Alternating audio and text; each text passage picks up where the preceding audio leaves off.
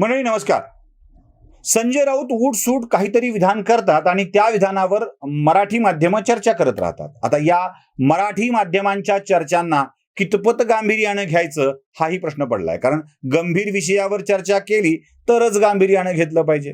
अनुच्छेद 164चा उल्लेख करून जो काही सावळा गोंधळ राज्यामध्ये निर्माण करण्याचा प्रयत्न चालला आहे, त्या सावळ्या गोंधळावर प्रकाश टाकण्याचा हा प्रयत्न आहे. अर्थात आम्ही कोणी घटनातज्ञ नाहीत, आमचे इंग्रजीचे क्लासेस नाहीत किंवा आम्ही टीव्हीवर घटनेच्या संबंधाने उगाच चर्चा करायला जात नाहीत, हे देखील तेवढंच स्पष्ट आहे. जे काही अभ्यासातून समजलंय ते आपल्या समोर मांडण्याचा हा प्रयत्न आहे. ऐका, पुढच्या सगळ्या भागामध्ये तुमच्या लक्षात येईल की नेमका अनुच्छेद 164 काय आहे, त्यात कसे बदल झालेत आणि त्यातून काय होणार आहे. ज्या अनुच्छेद 164 वर चर्चा चालू आहे त्या अनुच्छेद 164 ची 2003च्या आधीची स्थिती काय आहे ते बघणं आवश्यक आहे. कारण 2003 साली 91वी घटना दुरुस्ती झाली आणि त्याच्या आधी संविधान मधला 164 अनुच्छेद काय होता ते बघू. Other provision as to ministers. 1. The chief minister shall be appointed by the governor and the other ministers shall be appointed by the governor on the advice of the chief minister, and the minister shall hold office during the pleasure of the governor. 2. The council of ministers shall be collectively responsible to the legislative assembly of the state. 3. Before a minister enters upon his office, the governor shall administer to him the oath and office and of secrecy according to the forms set out for the purpose in the third schedule. आता यामधला पुढचा मुद्दा समजून घेणं आवश्यक आहे. यात कुठेही मंत्रिमंडळाच्या आकाराचा कसलाही उल्लेख नव्हता. आता पुढे 1999 साली वाजपेयी सरकार आलं तेव्हा त्यामध्ये एकूण 73 केंद्रीय मंत्री होते, कॅबिनेट आणि राज्य मिळून. आज 2022 मध्ये नरेंद्र मोदींचं सरकार आहे तेव्हा त्यामध्ये 78 मंत्री आहेत. उत्तर प्रदेश मधल्या योगी सरकारमध्ये 52 मंत्री आहेत. सगळ्यांना खुश करण्यासाठी अशा जम्बो मंत्रिमंडळाची स्थापना करण्यात येत असते. जरा इतिहास तपासून बघणं आवश्यक आहे. अटल बिहारी वाजपेयी यांच्या नेतृत्वातील एनडीए सरकारने सन 2000 मध्ये संविधानाच्या कार्यप्रणालीची समीक्षा करण्यासाठी national commission to review the working of constitution NCRWC या नावानं एक समिती स्थापन केली होती. या समितीच्या अध्यक्षपदी सर्वोच्च न्यायालयाचे निवृत्त न्यायमूर्ती MN व्यंकटाचलय्या होते आणि 10 अन्य सदस्य होते. 31 मार्च 2002 साली, 2 वर्षांनंतर या समितीने आपला अहवाल संसदेच्या समोर सादर केला.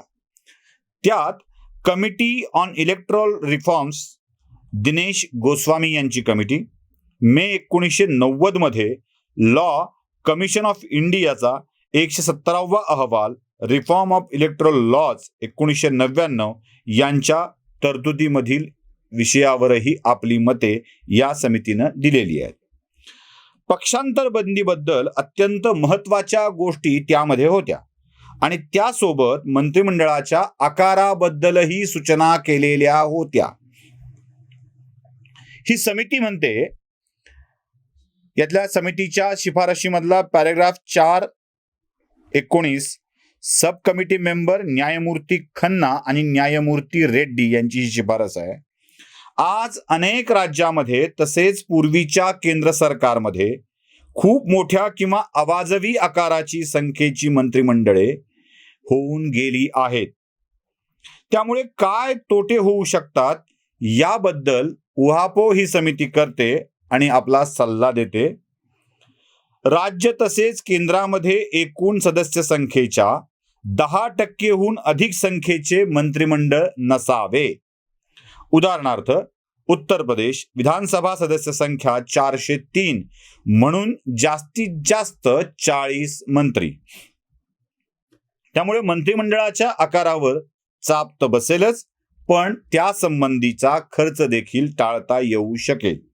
पुढे बघा, यावर काही राज्य आणि केंद्र सरकार हुशारी करून मंत्री सदृश्य पदे निर्माण करतात, म्हणजे मंत्र्यांचा दर्जा देतात, मंत्र्यांसारखे अधिकार देतात, सोयी सुविधा देतात. अशा मंत्री नसलेल्या पण मंत्र्यांसारखे फायदे घेणाऱ्या पदांवरच्या लोकांची संख्या देखील एकूण सदस्य संख्येच्या 2% पेक्षा अधिक नसावी अशी शिफारसही केलेली आहे. परंतु काही राज्यामध्ये विधानसभेतील एकूण सदस्य संख्याच इतकी कमी आहे. जसं सिक्कीम मध्ये फक्त 32 आमदार आहेत, मिझोराम आणि गोव्यामध्ये 40 आमदार आहेत. अशी छोटी छोटी राज्य आपल्याकडे आहेत. आता या राज्यात काय करायचा हा प्रश्न निर्माण होतो, तेव्हा यांना उपरोक्त 10% वाला नियम लावायचा असेल तर मंत्रिमंडळात जास्तीत जास्त 3 किंवा 4 मंत्रीच होतील, यापेक्षा अधिक मंत्री होऊ शकणार नाहीत. आणि हे त्या राज्याच्या मंत्रिमंडळावरती अन्याय करणारा असेल. म्हणून या तरतुदीला एक परंतुक जोडावं लागलं, आणि ते काय होतं, वरील राज्यांमध्ये कमीत कमी 7 मंत्री असावे. मंत्र्यांची संख्या कमी होऊ नये म्हणून हे परंतुक जोडलं, आणि कमीत कमी छोट्या राज्यांमध्ये 7 मंत्री असावेत असं लिहिलं. थोडक्यात काय, कमीत कमी मंत्री इतके मंत्री असावेत वाली प्रोव्हिजन छोट्या राज्यांसाठी जास्तीत जास्त 10% वाल्या नियमांची अडचण होऊ नये यासाठी हे करण्यात आलं. पुढे 91वी घटना दुरुस्ती झाली तेव्हा हे बिल संसदेमध्ये मांडलं गेलं. त्यावर चर्चा झाली. अरुण जेटली त्यावेळेला कायदा मंत्री होते, आणि जास्तीत जास्त 10% व कमीत कमी 7 ही लिमिट वाढवावी असं ठरलं, आणि तसं बिल संसदेमध्ये सादर केलं गेलं. अनुच्छेद 75 मध्ये सुधारणा करून केंद्रातील मंत्र्यांची संख्या लोकसभेतील एकूण सदस्य संख्येच्या जास्तीत जास्त 15% असावी असं ठरलं. 10%ची अट 15%वर नेली गेली. अनुच्छेद 164 मध्ये सुधार करून राज्यातील मंत्र्यांची संख्या विधानसभेतील एकूण सदस्य संख्येच्या जास्तीत जास्त 15% असावी असंही ठरलं. राज्याने वरील नियम पाळताना राज्यामध्ये मुख्यमंत्र्यांसकट कमीत कमी 12 मंत्री असावेत असंही ठरलं. यात छोटी राज्य असा उल्लेख नाही. छोट्या राज्यांसाठी हा नियम 7चा जो केलेला होता तो 12चा करण्यात आला, पण त्यात छोटी राज्य असा उल्लेख केला नाही.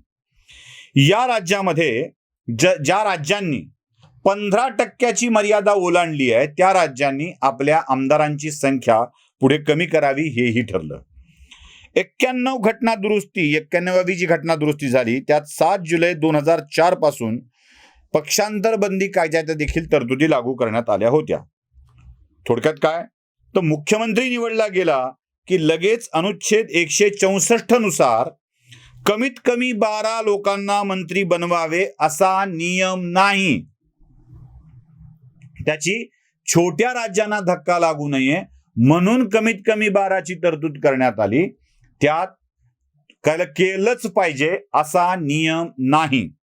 हा सर्वस्वी अधिकार मुख्यमंत्र्यांचा आहे आणि त्यासोबत राज्यपालांचा आहे. राज्यपाल आणि मुख्यमंत्री या दोघांनीच ते करायचं आहे.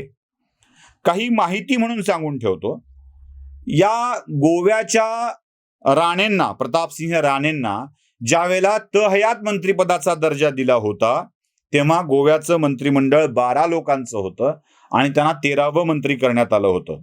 आता या सगळ्या उद्देशाला हरताळ फासला जाऊ नये यासाठीच ही तरतूद करण्यात आली होती.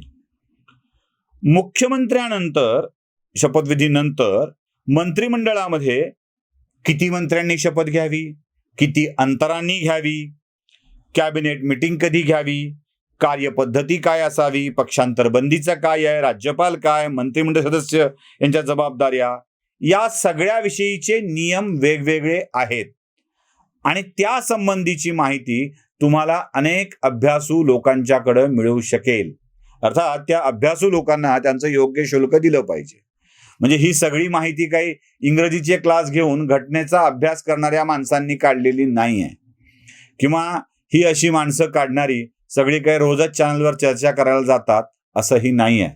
त्यामुळं ज्यांना कुणाला माहिती हवी आहे त्यांनी या दिलेल्या संदर्भांचा अभ्यास करावा आणि मग याबाबत निर्णय घ्यावा. एवढं सोपं हे प्रकरण आहे. ऐकलं हे सगळं? आता यात कुठेतरी असलंच पाहिजे असा शब्द तुम्हाला दिसतोय का? नसेल तर सरकार नाही असा शब्द तुम्हाला दिसतोय का? मुळात मुख्यमंत्री राज्यपाल नियुक्त करतात आणि राज्यपाल मुख्यमंत्र्यांच्या सल्ल्याने कारभार करतात असा जो नियम आपल्याकडे आहे त्याच नियमानुसार हे चाललेलं आहे. तुमच्या माहितीसाठी जेव्हा तेलंगणामध्ये सरकार आलं होतं चंद्रशेखर राव यांचं, तेव्हा 2च मंत्र्यांनी शपथ घेतलेली होती आणि त्या मंत्र्यांनी देखील मंत्रिमंडळाच्या बैठका घेतलेल्या होत्या. यातला दुसरा मंत्री तर विधान परिषदेमधला होता, विधानसभेतला नाही. उद्धव ठाकरेंनी ज्या वेळेला मुख्यमंत्री पदाची शपथ घेतली होती तेव्हा त्यांच्यासोबत 6च मंत्र्यांना शपथ दिलेली होती. याचा अर्थ त्यांच्या वेळीही 12 मंत्री नव्हते. 12 मंत्री कमीत कमी असावेत असं यासाठी ठरलं की छोट्या राज्यांना अडचण होऊ नये आणि त्याच तरतुदीचा उल्लेख इथे अपात्रतेसह जोडला जातोय. हाच खरा घोळ आहे. म्हणूनच संजय राऊत जे बोलले त्याचा पूर्ण तपशील द्यावा लागतो, यासाठीच हा व्हिडिओ केला आहे. आवडला असेल तर लाईक, शेअर आणि सबस्क्राईब नक्की करा. धन्यवाद.